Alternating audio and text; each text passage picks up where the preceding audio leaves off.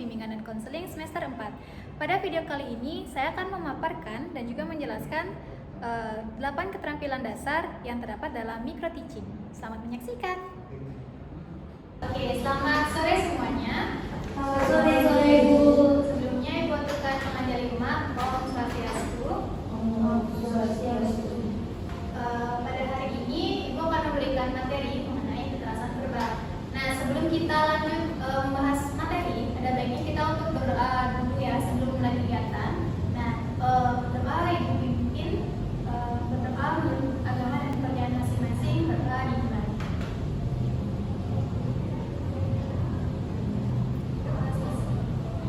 Nah, sebelum itu Ibu mau absen terlebih dahulu ya untuk kehadirannya. Yang pertama, Puspita Maharani, hadir Bu. Joy Tasya Kaila, hadir Bu. Cynthia Pratani, hadir Bu. Priyatika Suri, hadir Bu. Oke, berarti semua hadir ya. Nah, jadi kali ini kita akan membahas tentang kekerasan verbal. Sebelumnya kalian sudah pernah dengar belum kekerasan verbal itu apa? Mungkin belum ya. Nah, jadi kekerasan verbal itu atau kekerasan verbal atau verbal abuse adalah setiap ucapan yang ditujukan kepada seseorang yang mungkin dianggap merendahkan, tidak sopan, menghina, mengintimidasi, rasis, seksis, homofobik, ageisme, atau memuja. Nah, termasuk kekerasan ini tuh termasuk membuat pernyataan yang kasar, menggunakan nada suara yang merendahkan, atau menggunakan kata panggilan yang berlebihan yang tidak diinginkan oleh orang tersebut. Nah, lalu yang kedua, mungkin dari kalian ada nggak yang tahu faktor dari kekerasan verbal tersebut? Mungkin faktor dari lingkungan. Ya, betul sekali. Nah, faktor dari kekerasan verbal ini ada 2, di mana Ibu di sini menekankan faktor-faktornya itu timbul dari orang tua, karena orang tua di sini menjadi akar utama dalam terjadinya kekerasan verbal pada anak. Ada 2 faktor penyebab dari timbulnya hal tersebut, seperti yang pertama ada faktor internal, lalu faktor eksternal. Nah, faktor internal di sini yang pertama ada internal di sini ada pengetahuan orang tua. Nah, kenapa pengetahuan orang tua ini menjadi faktor internal? Karena sebagian besar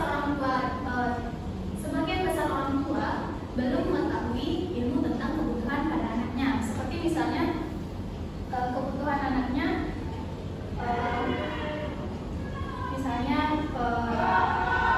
kemampuan anak itu belum sesuai dengan apa yang orang tua inginkan. Misalnya orang tua sangat menginginkan untuk anaknya mendapatkan ranking 1, sedangkan kemampuan anaknya tersebut belum mencapai keinginan orang tua tersebut. Nah, lalu yang kedua ada pengalaman orang tua. Nah, pasti anak-anak sudah tahu ya, kita maupun orang tua, kalian sendiri juga pasti memiliki pengalaman yang mungkin buruk di masa lalu ya. Nah, perlakuan salah yang diterima oleh orang tua di masa lalu itu seringkali dibawa ke masa kini, sehingga anak seringkali mendapatkan kekerasan verbal dari orang tua yang mungkin memiliki pola asuh yang tidak baik dari orang tua pada masa lalunya. Lalu yang faktor eksternal. Nah, kalian bisa nggak jelasin kenapa ekonomi menjadi faktor eksternalnya? Coba jelasin sedikit aja. Mungkin singkat. Mungkin dari faktor ekonomi kenapa menjadi faktor dalam orang melakukan kekerasan verbal. Ini karena tentang ekonomi yang membuat mereka marah, jadi kondisi kontrol emosinya itu tidak stabil. Benar sekali ya. Nah, jadi faktor ekonomi di sini sangat mempengaruhi ya dengan kekerasan verbal. Misalnya ketika ada anak yang meminta uang pada orang tuanya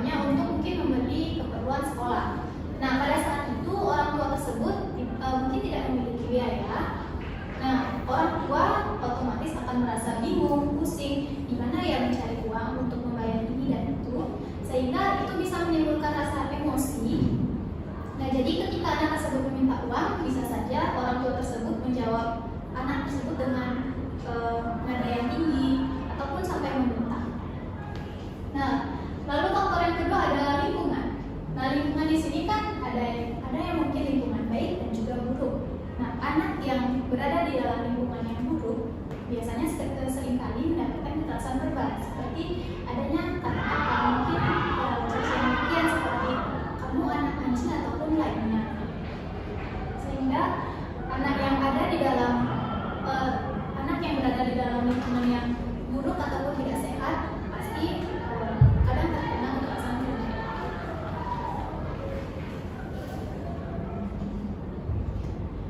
Nah, gejala yang timbul, sebenarnya gejala yang timbul ini banyak ya.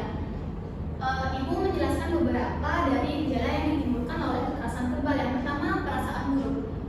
Mungkin dari kalian pernah nggak sih ngerasa ketika ada mungkin perkataan yang kalian dengar dari orang tersebut yang mungkin menyakiti hati kalian, sehingga kalian selalu memiliki perasaan yang sangat buruk karena ibu. Nah, gejalanya tersebut sangat sulit dialahkan ketika kita memiliki perasaan yang sangat buruk. Jadi kemanapun kita pergi, apapun yang kita lakukan, kita akan seringkali merasakan perasaan buruk terhadap mungkin orang-orang ataupun lingkungan. Nah, lalu gejala yang kedua ada perilaku tidak normal.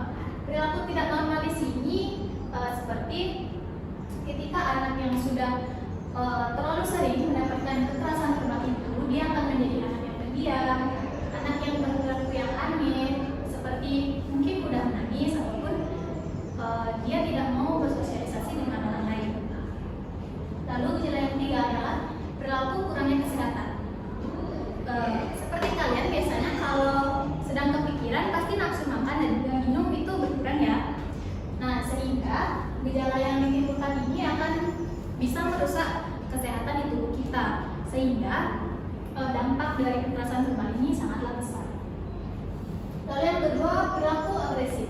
Nah, perilaku agresif ini biasanya kadang sering timbul itu melalui perkataan ataupun perbuatan.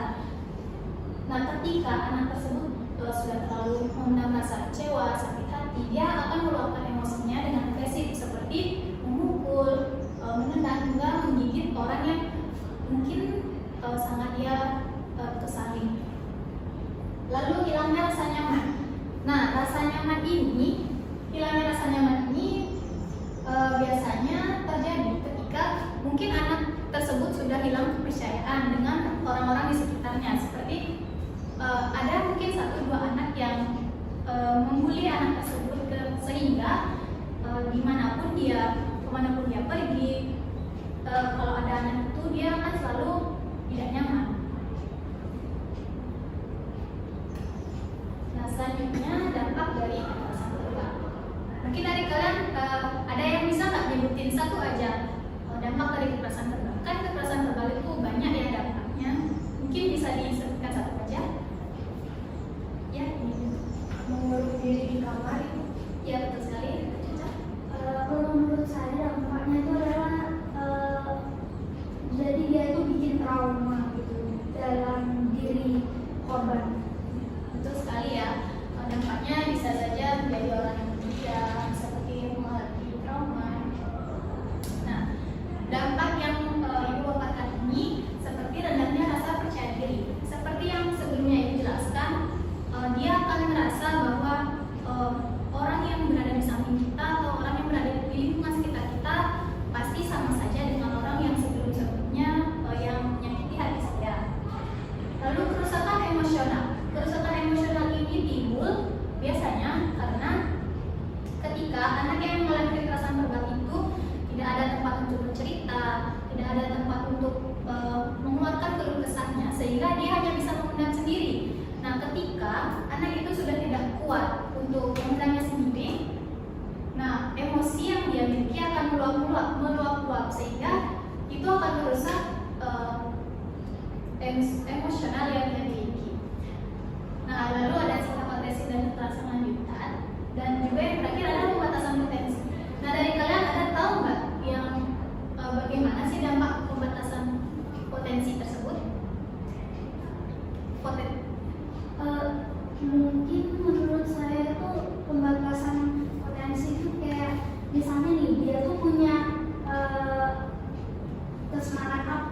juga kepintaran yang di bidang apa, jadinya kalau pas waktu dia tuh dibully sama temannya gara-gara suka itu tuh jadinya berkurang gitu loh potensinya untuk di dalam bidang itu. Ya betul sekali ya, pembatasan potensi itu ketika anak itu merasa misalnya ya ada tingkat kemampuan itu 10. Nah dia merasa tingkat kemampuannya itu hanya di level 5, sehingga dia tuh selalu berpikir bahwa oh saya ini sebenarnya nggak bakal bisa lewat dari level 5 ini, saya akan nge-stuck atau tetap dalam kemampuan 5 saya ini, saya tidak akan bisa berkembang seperti orang-orang yang lainnya, sehingga dia sangat membatasi kemampuan yang dia miliki, potensi yang dia miliki. Nah, cara pencegahannya di sini itu sebenarnya banyak ya, tapi belum ditekankan cara pencegahannya ini dilakukan oleh orang tua. Nah, kenapa orang tua lagi? Karena seperti yang Ibu jelaskan tadi, orang tua menjadi kunci utama dari mental setiap anak. Nah, cara pencegahan yang pertama yaitu orang tua harus memahami bahwa setiap anak adalah bintang di bidangnya masing-masing. Nah, kenapa orang tua harus selalu menganggap anak itu sebagai bintang? Karena setiap kemampuan ataupun potensi yang dimiliki oleh anak-anak itu kan berbeda. Mungkin ada yang memiliki minat di bidang ini, memiliki bakat di bidang ini, namun tidak sesuai dengan harapan orang tua. Jadi kita sebagai orang tua harus selalu memberi motivasi agar anak tersebut selalu berkembang dengan minat dan bakat yang mereka miliki. Lalu yang kedua ada orang tua harus mampu mengendalikan emosinya ketika berbicara dengan anak. Nah, ketika anak tersebut mungkin bertanya dengan orang tuanya di saat kondisi orang tuanya mungkin sedang tidak baik-baik saja. Jadi orang tua tidak boleh mengeluarkan atau menjawab pertanyaan anak tersebut dengan nada yang tinggi. Jadi ketika anak sedang bertanya, orang tua harus menjawab dengan nada yang lembut, mungkin tegas boleh, tapi tidak dengan nada yang keras, sehingga anak itu bisa menerima apa yang dikatakan oleh orang tuanya tersebut. Lalu yang ketiga, orang tua juga bisa belajar dari pengalaman masa lalu dari pola asuh yang pernah didapatkannya. Seperti yang Ibu jelaskan tadi, orang tua yang memiliki pengalaman yang buruk di masa lalunya, ketika ia sudah memiliki anak, pengalaman di masa lalunya itu tidak boleh diterapkan lagi kepada anaknya, sehingga anak tersebut dia tidak akan merasa kenapa ya orang tua saya melakukan ini terhadap saya lagi.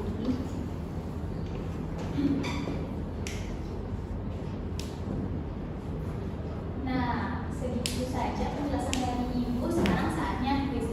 Ibu meminta kalian untuk membagi 2 kelompok saja ya. Ini menjadi kelompok 1 dan ini menjadi kelompok 2.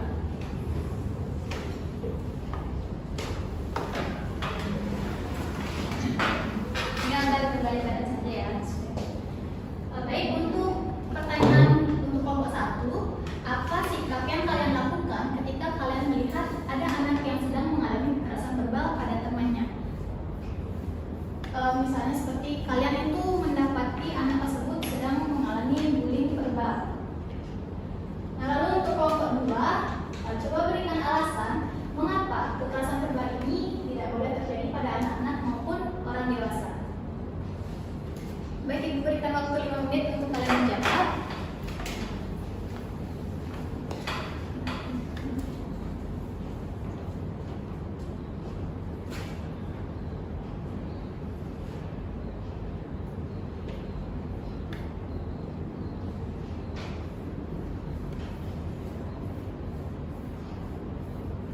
Oke, sepertinya sudah ya. Apakah dari kelompok 1 sudah mendapatkan jawabannya? Sudah. Untuk kelompok 2, apakah sudah? Sudah.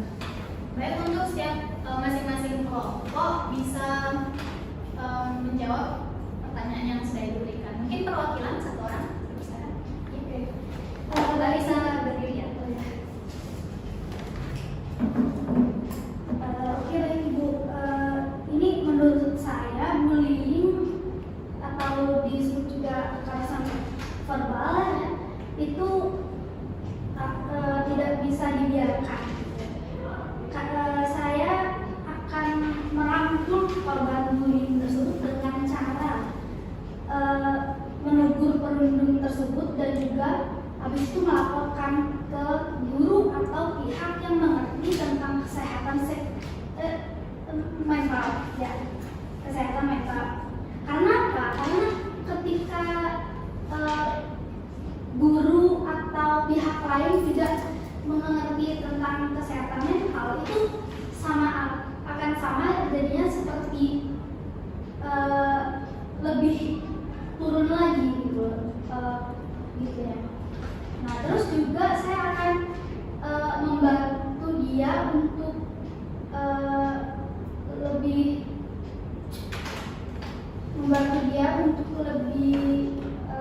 baik lagi dengan cara mendengarkan apa yang alaminya seperti itu.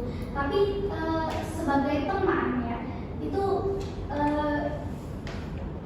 kita tuh harus menyaring apa yang perlu gitu. Ya, terima kasih. Nah, jadi poinnya itu dari kelompok 1 berarti ketika kalian mendapati anak itu sedang dirundung, kalian akan merangkulnya dan juga mungkin melaporkan kepada guru BK ya, sehingga perundung tersebut mendapatkan seperti sanksi seperti itu dari guru BK. Nah, lalu untuk kelompok 2 bisa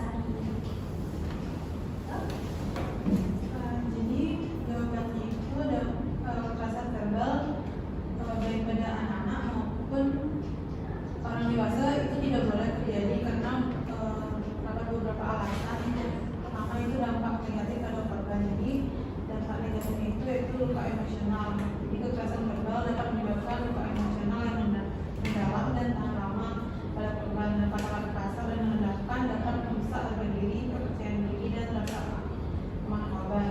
Kemudian ada gangguan kesehatan mental, yaitu kekerasan verbal dapat meningkatkan risiko depresi, kecemasan, stres dan bahkan trauma pada korban.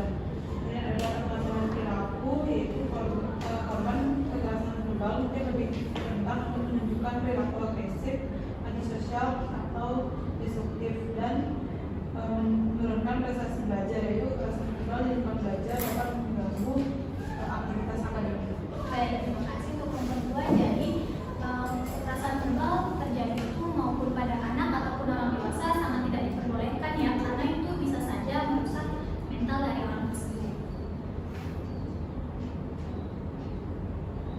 Nah, sebelum Ibu akhiri pembelajaran hari ini, Ibu meminta satu orang untuk menyimpulkan apa yang telah kita bahas tentang materi kekerasan verbal tadi.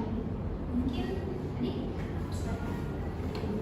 Baik, saya izin memberikan kesimpulan terhadap pemaparan materi pada hari ini, yaitu bahwa kekerasan verbal ini merupakan setiap ucapan yang dilontarkan yang bersifat merendahkan seseorang, kemudian menghina dan terkesan tidak sopan. Terkesan tidak sopan untuk diucapkan kepada seseorang, sehingga seseorang itu akan merasakan perasaan yang sakit hati mendengar perkataan kekerasan verbal tersebut. Baik, terima kasih Cynthia atas kesimpulannya. Nah, jadi kekerasan verbal itu sangat tidak baik ya dilakukan, entah itu untuk anak-anak, orang dewasa, bahkan untuk orang tua pun sangat tidak dianjurkan ya, karena walaupun itu hanya kata-kata, namun itu bisa saja menyakiti hati kita sendiri. Nah, segitu saja materi yang Ibu dapat sampaikan. Mohon maaf jika ada kesalahan kata yang Ibu sampaikan ketika menjelaskan beberapa materi tersebut. Sebelum kita mengakhiri, ada baiknya untuk kita berdoa terlebih dahulu, karena kita buka dengan berdoa, jadi kita tutup dengan berdoa juga. Untuk berdoa, Ibu pimpin menurut agama dan kepercayaan masing-masing, berdoa dimulai.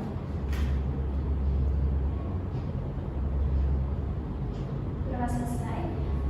Baik, terima kasih yang untuk kalian semua karena sudah mau menghadiri kelas hari ini. Ibu ucapkan terima kasih dan Ibu tutup dengan para Sandi. Om Sandi, Sandi, Sandi. Terima kasih semua. Terima kasih Ibu. Tangan ya. Oke teman-teman, sekian video yang dapat saya sampaikan. Semoga bermanfaat bagi kalian semua. Terima kasih.